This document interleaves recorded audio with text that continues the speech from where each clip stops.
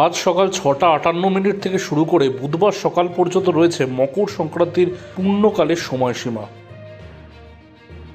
কিন্তু সেই সময় শুরুর আগে থেকেই সাগর স্নানে লক্ষ লক্ষ পুণ্যার্থীরা ভিড় জমিয়েছেন। দেশের বিভিন্ন প্রান্ত থেকেই সাগর স্নানে এসেছেন পুণ্যার্থীরা।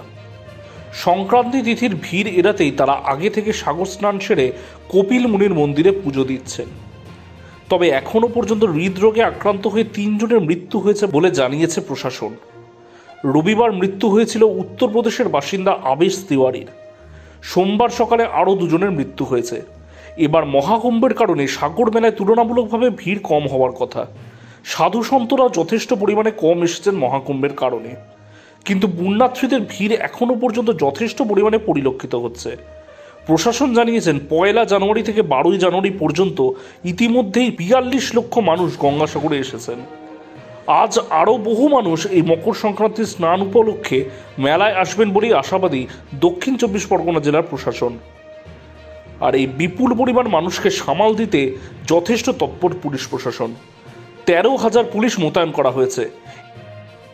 এছাড়াও প্রচুর পরিমাণে সিসিটিভি ক্যামেরা যেমন বসানো হয়েছে, তেমনি মেগা কন্ট্রোল রুমে কলকাতার আউটগ্রাম ঘাট থেকে গঙ্গাসাগর মেলা পর্যন্ত নজরদারি চালানো হচ্ছে। ক্যামেরায় কার্তিক চন্দ্র নস্করের সাথে কিংশুক চক্রবর্তী, ATN বাংলা, কলকাতা।